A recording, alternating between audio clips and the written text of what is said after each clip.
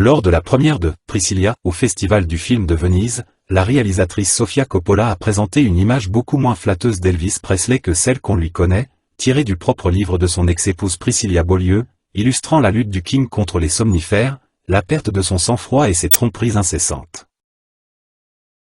À ses côtés, Priscilla s'est confiée sur différents aspects de leur premier moment ensemble. Elle précise notamment que contrairement à ce que beaucoup de gens pensent, il ne fut pas question de rapport sexuel entre eux lors de cette période.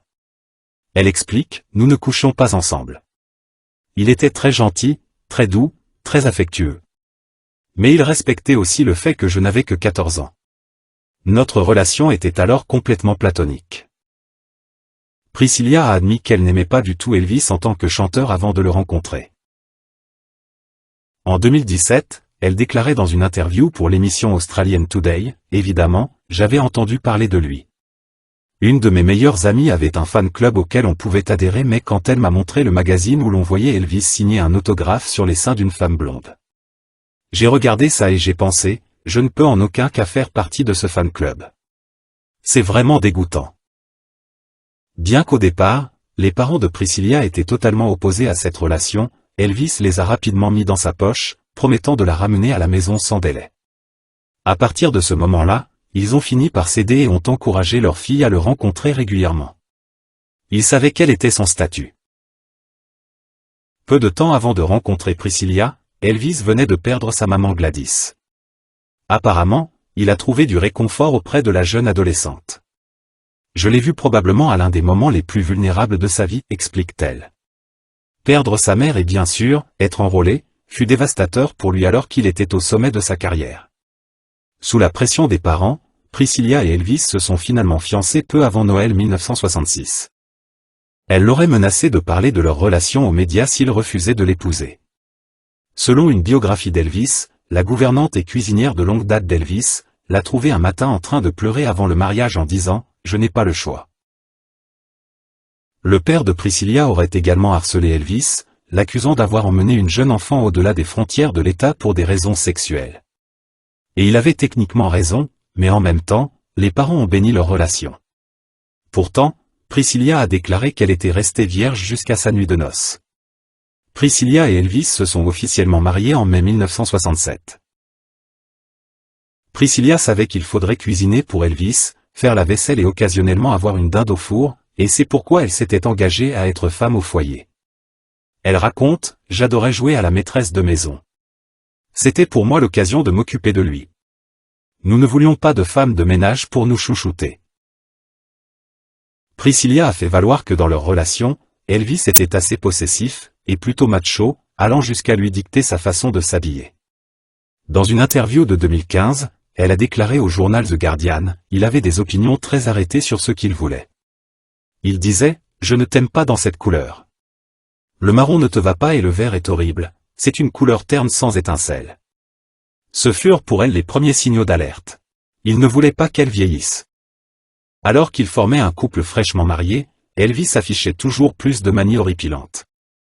Priscilla a déclaré dans une interview, « Je me souviens m'être assise en train de faire mes devoirs.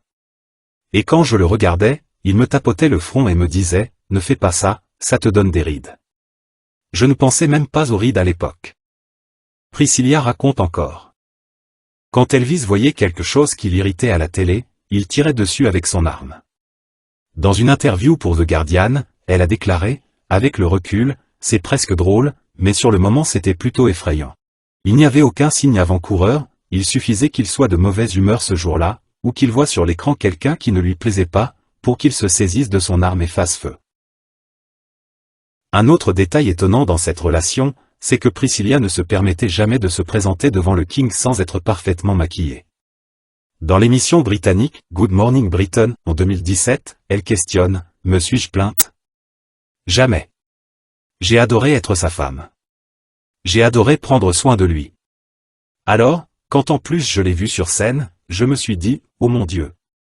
Maintenant je comprends mieux pourquoi les gens sont si fous de lui. » Lisa Marie, leur fille unique, est née le 1er février 1968, 9 mois précisément après leur nuit de noces.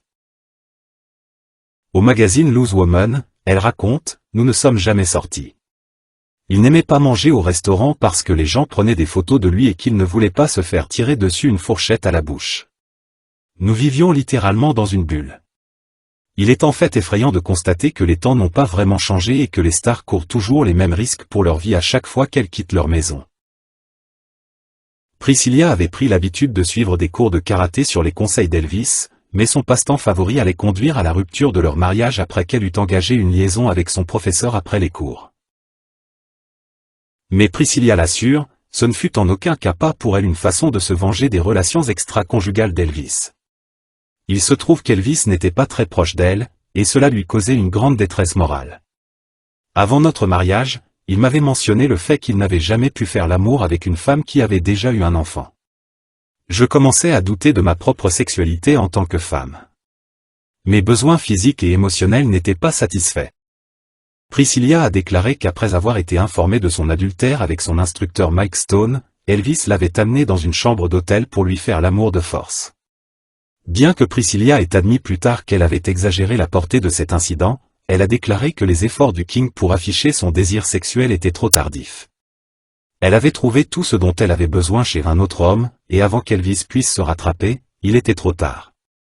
Son cœur appartenait déjà à quelqu'un d'autre. Elvis demanda le divorce. La légende dit qu'Elvis aurait envisagé de faire supprimer Stone par son garde du corps, mais le chanteur a ensuite renoncé à ce funeste projet avant qu'il ne soit trop tard. L'échec de ce mariage creva la bulle protectrice autour d'Elvis. Ce n'était pas tant de perdre l'amour de Priscilla qui lui pesait le plus, mais de ne pas avoir obtenu cette fois ce qu'il voulait, lui à qui rien n'avait jamais résisté. Dès lors Elvis entra dans une spirale destructrice qui allait le mener tout droit vers sa fin.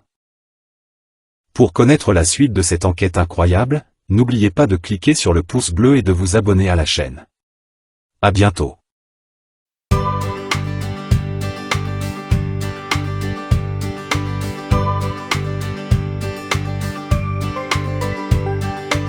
Choisir la lumière, être heureux, sur le principe je suis d'accord. Mais donnez-moi une seule raison, en 2020 d'y croire encore. Le monde pourrait être merveilleux, mais les gens laissent gueuler leurs chiens. Alors au ciel je lève les yeux, j'ai trop donné dans le genre humain.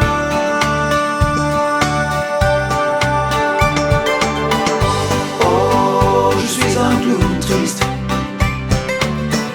de quoi j'ai l'air avec mes petites chansons.